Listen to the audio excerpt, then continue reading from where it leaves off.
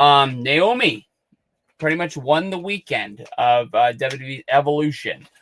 She had the match against Jade, and then she came back and she cashed in her Money in the Bank briefcase during the Rhea Ripley versus IYO Sky match, turning it into a three-way. You know, she basically nailed IYO, taking her out of the match with the briefcase, just right to the face, went in there, hit the big move on Rhea, and surprise, surprise, you know, she walked out with the champion. She called her shot. You know, and people kept on thinking because she was on SmackDown, she was going to go after Tiffany.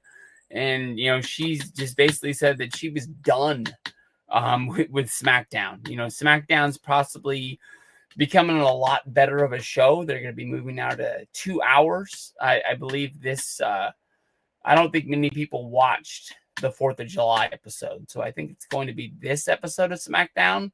We're going to go to 2 hours, and I think it's going to be one of the first shows that people really notice the change. And I think 2 hours is really going to pick up the pace.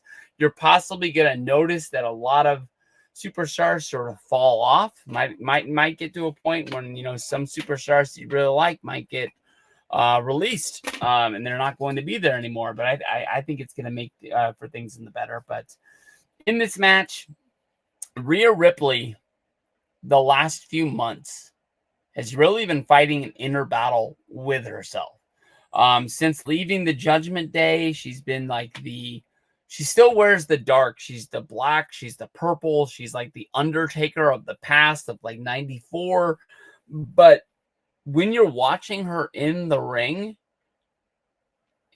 she has heel tendencies. I don't know how to put it almost any other way. Where it seems like she wants to go to back to the days of the Judgment Day when she was already the biggest and baddest. She was a lot like Gunther, but you know, she would do an opportunity to get an advantage. You know, she would do something like that. And I think this quest for her to get back the championship might turn her heel to the point where she kind of like drives herself crazy to get it back. IYO Sky, I've gotten a lot of respect for.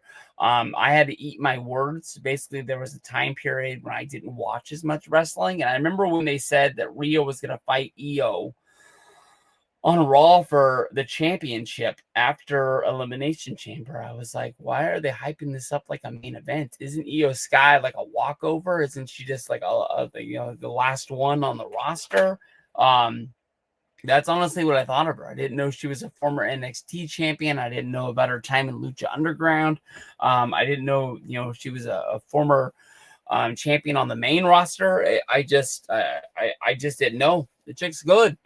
I think this match is going to come together really well. I think I'm surprised that they would do a three-way, but I think they're playing off of Evolution. With Naomi breaking up their singles match, I think the only fair thing for them to do is put all three of them in the match again. But then you think about the buildup of the match with Jade, with Rhea and Bianca. Oh, by the way, is Bianca on SmackDown now? Is that why she was the ref of that match?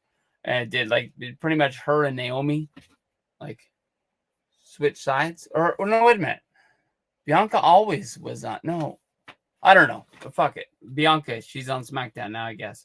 For being that special guest referee. But I'm going to take Naomi to get the win here. I think they're going to get her over as champion. And she might not have the longest run in the world, but I think her reign is at least going to last one major pay-per-view along the way.